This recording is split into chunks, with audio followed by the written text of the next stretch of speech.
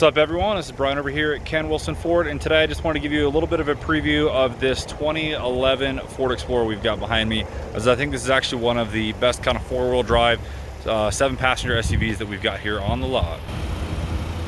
And here we are. This one is a 2011, as I stated.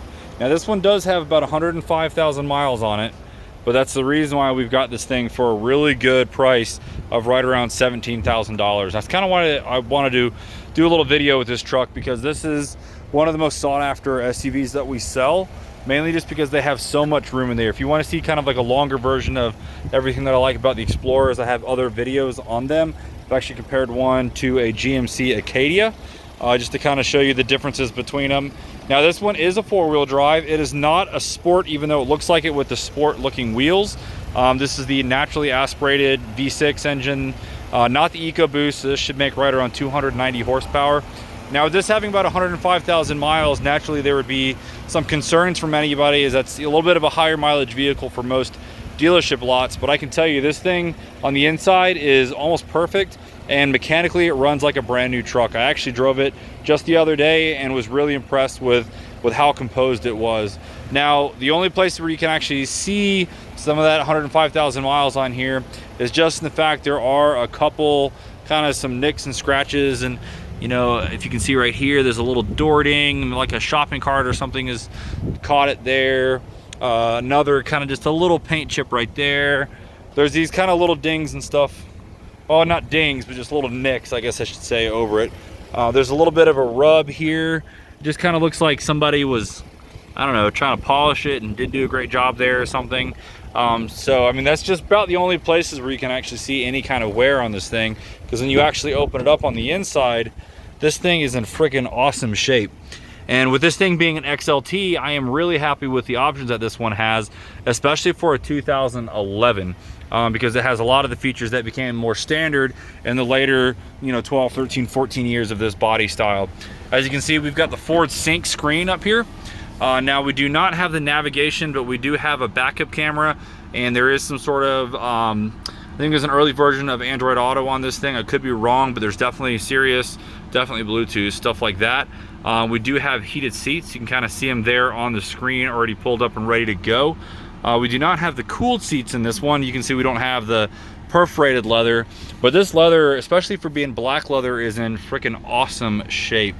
And as we look up top here, we do have the dual sunroof, which was an option on the XLTs, and honestly not one that we see a ton. Usually you only see the sunroof on some of the higher trim levels, like the Limiteds, things like that. But you can see here is a 2011 with that.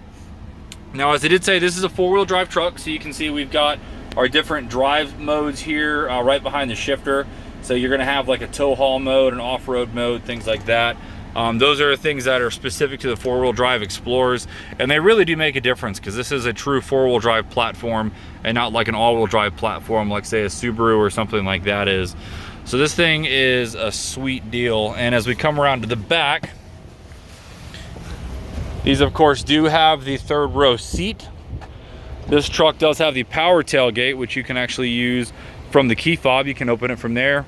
Now, probably one of the only things that this truck is lacking as far as the option list from that time is the automatic or the power folding seats. So these do have the manual seats, which do require a little bit of work. You just have to pull a couple levers here. You can see the headrest goes down.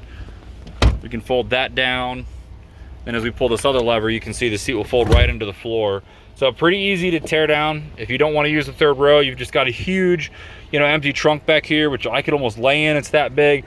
Definitely big enough for, like a dog or something like that. There's plenty of rubber mats you can get for these if you don't plan to use the third row much.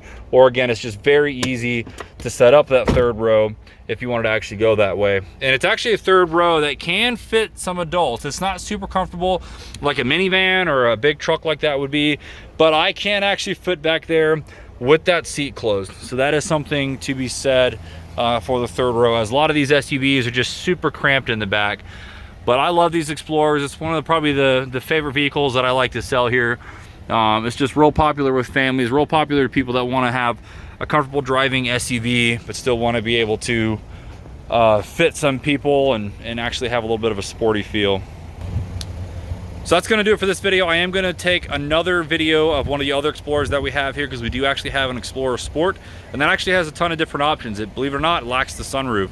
So I'm gonna go walk over there and take a video of that and put that up also, just so you can see kind of the different options that are out there when you're shopping for an Explorer. I hope this is useful to somebody. Thank you so much for watching, and have a great day.